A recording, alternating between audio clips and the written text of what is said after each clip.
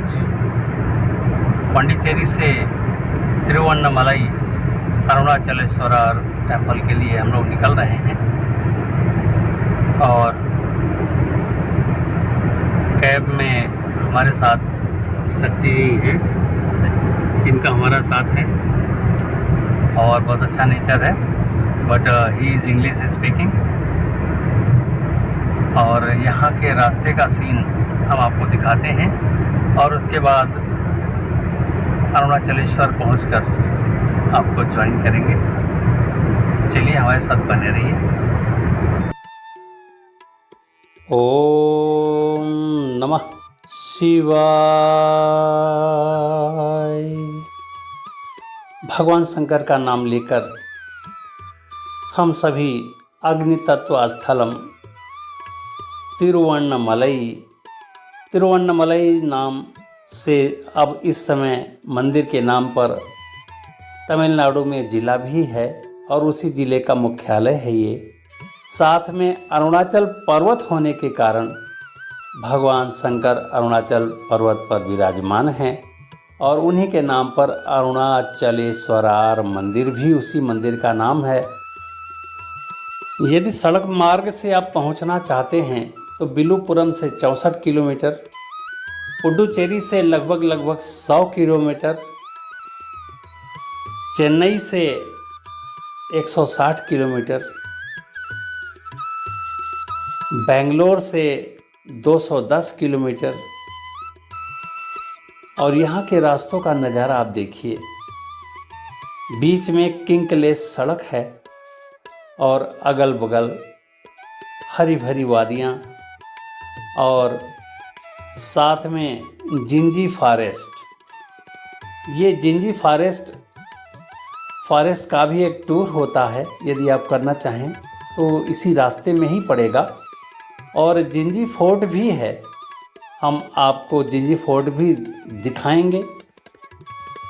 और अभी आप जिंजी फॉरेस्ट के बीच से गुजर रहे हैं। रात्रि में यहाँ पर मूवमेंट काफ़ी स्लो करना पड़ता है क्योंकि जिंजी फॉरेस्ट के जानवर सड़क पर भी आ जाते हैं। जिंजी मात्र 34 किलोमीटर की दूरी पर है और यदि रेल मार्ग से आप आ रहे हैं तो सबसे सुगम है बिलुपुरम से 64 किलोमीटर, लगभग 1.5 घंटे में आप पहुंच जाएंगे। बेंगलोर से भी तिरुवन्नमलई का डायरेक्ट ट्रेन है, साथ ही साथ चेन्नई से भी डायरेक्ट ट्रेन है और पुडुचेरी से भी ट्रेन की सुविधा है, परंतु उसकी फ्रीक्वेंसी 1 या 2 बार ही है। तो इस तरह से ट्रेन की फैसिलिटी भी तिरुवन्नमलई में उपलब्ध है। अब आइए हम आपको बताते हैं कि फ़्लाइट के द्वारा कैसे आ सकते हैं। तो बेंगलोर सबसे नियरेस्ट फ़्लाइट की सुविधा है और साथ में चेन्नई में भी है और पुडुचेरी में भी प्लेन की सुविधा है। मैं केशवनाथ योर ट्रैवल जर्नी के दर्शकों के लिए तिरुवन्नमलई टेम्पल, जो पंच तत्व में से अग्नि तत्व का परिचायक है, भगवान शंकर का ये रूप है। आइए ये मंदिर आपको दिखाते हैं, हमारे साथ बने रहिए। साउथ के मंदिरों का प्रवेश गोपुरम के थ्रू ही होता है और इस समय ये राजा गोपुरम है, जो बल्लाला महाराज गोपुरम, किल्ली गोपुरम और अम्मानी अम्मन गोपुरम ऐतिहासिक रूप से प्रसिद्ध है।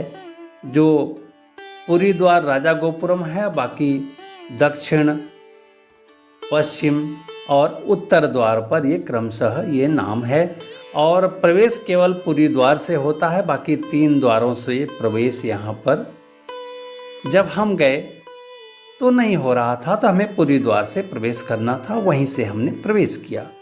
और अब आप मंदिर के अंदर का दृश्य करिए। पुरी द्वार से जैसे ही आप प्रवेश करेंगे तो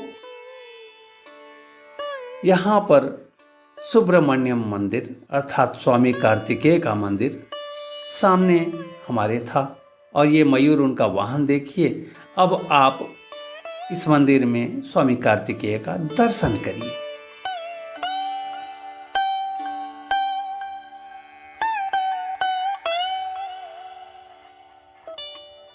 भगवान अरुणाचलेश्वरार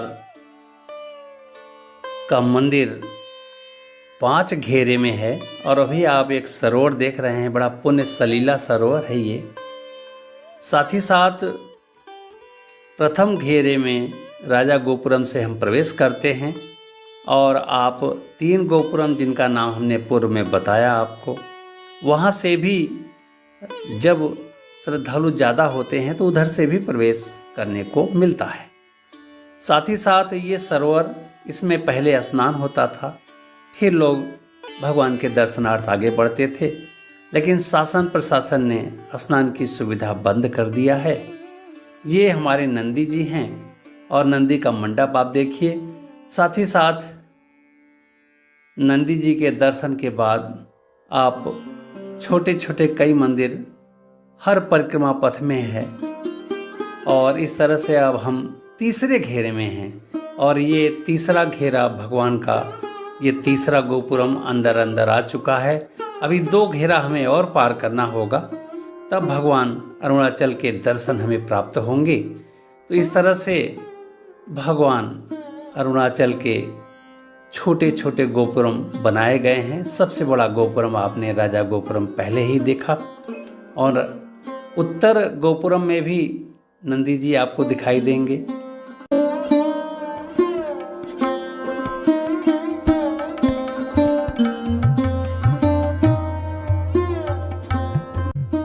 तीसरा घेरा पार करने के बाद 2 लाइनें हो जाती हैं। एक फ्री दर्शन का लाइन होता है और दूसरा लाइन 50 रुपये दर्शन के होते हैं। तो आप जो उचित समझें उस घेरे में आप प्रवेश कर जाइए। 50 रुपये वाले में थोड़ा सा जल्दी दर्शन हो जाता है और फ्री घेरे में थोड़ा परिक्रमा करते हुए आप दर्शन करेंगे। तो क्यों ना भगवान के दर्शन परिक्रमा के बाद किया जाए। तो ये उत्तर गोपुरम अभी आप देख रहे थे और इसके पश्चात ये स्तंभ देख रहे हैं, स्वर्णिम स्तंभ, और स्वर्णिम स्तंभ के आसपास हमारे कई छोटे छोटे मंदिर हैं। और इस तरह से ये तीसरा गोपुरम हमने पार कर लिया है और अब हम चौथे परिक्रमा पथ में हैं और चौथा परिक्रमा पथ और फ्री लाइन ये सामने आपको दिखाई दे रहा होगा। इसी कॉरिडोर के थ्रू हमें अंदर जाने को मिलेगा और 50 रुपये वाले टिकट में चौथा परिक्रमा वो नहीं करने पाते और वो सीधे प्रवेश कर जाते हैं 5वें गोपुरम में। तो इस तरह से अब हम चौथे परिक्रमा पथ के साथ अंतिम 5वें गोपुरम में प्रवेश कर चुके हैं और यहाँ पर श्रद्धालु भगवान का दर्शन करते हैं। क्योंकि भगवान के दर्शन में कैमरा अलाउ नहीं है, इस कारण से हम चित्र के माध्यम से भगवान का दर्शन आपको करा रहे हैं और आप चित्र में ही देखकर भगवान के दर्शन का लाभ प्राप्त कीजिए। बोलिए भगवान अरुणाचलेश्वरार की जय।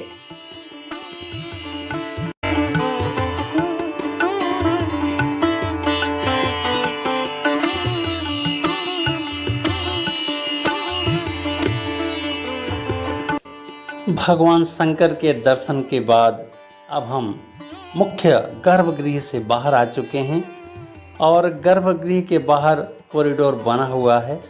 उस कॉरिडोर और परिक्रमा पथ में और भी छोटे छोटे मंदिर हैं और भी देवी देवता हमारे विराजमान हैं, तो उनके भी दर्शन हमारे साथ आप भी करते रहिए।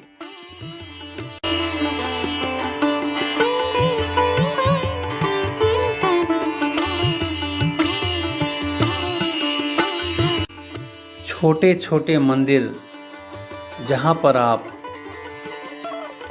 बिना भीड़ के दर्शन करते जाइए और मुख्य गर्भगृह जो भगवान शंकर का है उसी के ठीक बगल में माँ पार्वती की सन्निधि अर्थात मंदिर बना हुआ है और माँ पार्वती के मंदिर में भी कैमरा अलाउ नहीं है।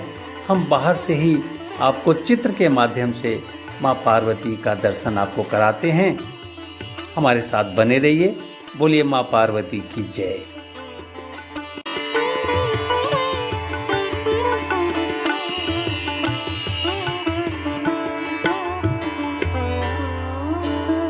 20वीं शताब्दी के संतों में महर्षि रमण का भी नाम है और यहाँ पर तलहटी में ही महर्षि रमण का मंदिर भी बना हुआ है।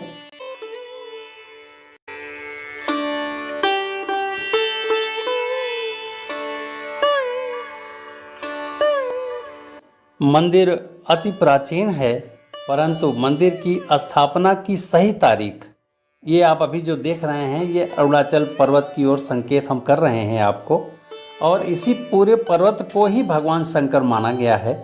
फिर भी तलहटी में 7वीं शताब्दी में ये मंदिर बनाया गया है और जिसका समय समय पर जीर्णोद्धार हुआ है।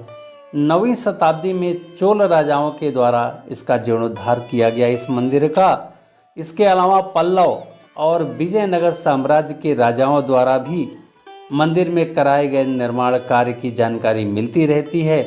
जैसा कि राजा गोपुरम के बारे में कहा गया, यह 11 मंजिली गोपुरम 217 फीट ऊंचाई पर कृष्णदेव राय ने बनवाया और बाद में इस गोपुरम का समापन उनके ही संतति के अगले राजवंश ने किया। इस तरह से तमिल ग्रंथों में थेवरम और थिरुवसागरम उपलब्ध है और ये पूरा का पूरा प्रांगण 24 एकड़ क्षेत्रफल में विस्तारित है और भारत के 8वें सबसे बड़े मंदिर में इसका नाम है और इसका निर्माण ग्रेनाइट और कीमती पत्थरों के उपयोग से किया गया है।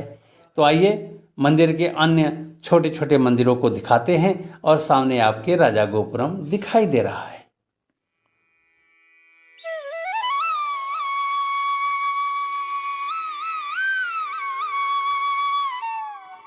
महर्षि रमण यही पातालेश्वर महादेव के समीप बैठकर ध्यान लगाया करते थे, ऐसा यहाँ पर श्रद्धालुओं ने हमें बताया। और आइए उसी ध्यान स्थली में भगवान भोलेनाथ के शिवलिंग का दर्शन हम आपको कराते हैं। और ये देखिए, पाताल अर्थात जमीन के अंदर जाने का यह मार्ग है और मंदिर को बाहर से बंद कर दिया गया है, परंतु दर्शन आप इसी जगह से आप कर सकते हैं और हम भी आपको जितना हो सका हमने दर्शन कराने का प्रयास किया है। और आइए अब धीरे धीरे अब हम आपको उसी गोपुरम की तरफ लिए चलते हैं जहां से हमने प्रवेश किया था।